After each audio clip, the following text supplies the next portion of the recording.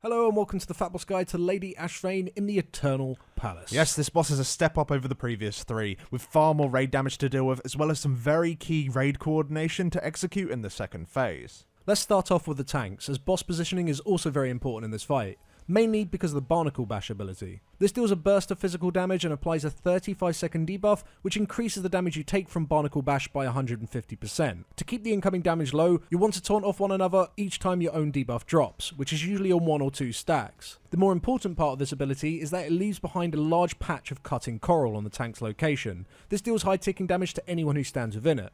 You want to keep the room as clean as possible, so tank the boss at the edge and position your character as close to the wall in the previous patches as possible. And each time a patch is created, just drag the boss slightly around the edge and simply repeat. On normal mode, the patches will despawn over time, meaning that you can keep her at the edges of the room forever. However, on heroic, the patches never despawn, so keeping the patches close together is very important. Once you run out of room around the edges, you'll then want to move her inwards slightly and just keep placing the patches tightly against the ones near the wall. And this is likely only going to be right at the end of the encounter. Now in phase 1, the boss has a large shield equal to 40% of her maximum health. You need to break through this shield to enter phase 2 and actually start dealing some proper damage to her. You also need to keep the boss from topping up her shield through the use of the coral growths that she spawns. The boss will summon 2 or 3 of these growths in randomly selected places in the room. As they spawn, they deal damage and knock back anyone within their swirlies, so make sure you move away from them. Once they're formed, these corals have cutting patches around them that also deal ticking damage, but aside from that they don't do a whole lot until the boss starts casting Rippling Wave. This spawns a bubble from each coral that will slowly move towards the boss. If they reach her, they'll explode, deal raid-wide damage, and grant her 10% of her shield back. So you need to soak them, focusing the ones closer to the boss first. This still does raid-wide damage, so you want to stagger the rate that you do it to avoid one-shotting the raid. Players that soak also gain a 25-second dot, which will stack. So you'll want to avoid having a single player soak all of them, as having more than 2 stacks can easily strain your healers. As the phase goes on, more and more of these coral growths will start to spawn, leading to more and more bubbles to spawn each time the Rippling Wave is cast. You need to destroy the boss's shield before this overwhelms your healers, and healers need to be prepared to use large healing cooldowns towards the end of phase 1 to cover the higher damage. Aside from this, you have 2 other things to deal with in phase 1. When Upsurge is cast, loads of swirlies will spawn near range players. If you stand within these, you'll be knocked in the air and take a shitload of damage, so you've got to make sure that you move from them quickly.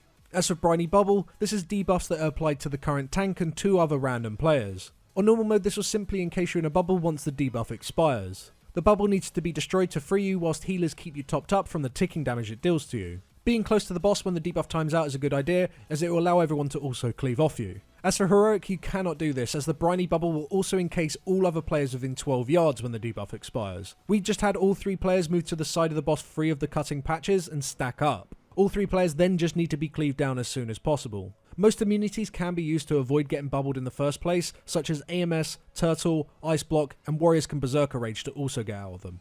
But anyway, once you've got the hang of that and you've destroyed the boss's shield, phase 2 will begin. Now the boss will no longer spawn new corals or bubbles from those corals, but you still need to deal with the tank hit, brand new bubble debuffs, and the upsurge zones. The boss will also be dealing bursts of damage to random people throughout the phase passively, giving healers something to do in phase 2. Now the main new ability in this phase is Arcing Azurite. This creates up to 3 pairs of players. These pairs are shown as they have matching marks above their heads. After 8 seconds, the pairs will deal damage to anyone directly between them, whilst also destroying any coral growths in that path. You want to clear all coral growths from the previous phase 1, so that when you re-enter it, you won't have an excess amount of Rippling Wave bubbles to deal with, as if this happens by the end of the next phase 1, you'll likely be overwhelmed unless you use massive healing cooldowns. So to do this, the paired players should quickly position themselves so they clear as many corals as possible, whilst everyone else makes sure that they aren't in the path of the incoming damage. You will have this ability twice per phase 2, giving you a second chance to clear any awkwardly placed coral just before you re-enter phase 1. Now after about a minute of phase 2, the boss will regain her shield and phase 1 will begin again.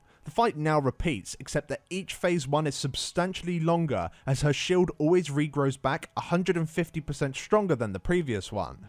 In these early weeks, chances are that you will need 3 phase 2s to kill the boss, meaning that you will have a really long final 3rd phase 1. We decided to lust this last phase 1 as to make sure that we weren't overwhelmed by the high amount of coral growths. If you do have the damage to kill the boss in 2 phase 2s, you'll probably want to lust on the second phase 2, as this should line up nicely for most DPS cooldowns, especially if you hold on to them for a bit during the second phase 1. But that's where we're going to leave it there today, guys. If you want more information about this encounter, including detailed tooltips and pictures to have on hand during your raid, then do go check out our written work over on Wowhead. A link for that is in the description below. Thanks again for watching, and we'll see you next time. Thanks for watching.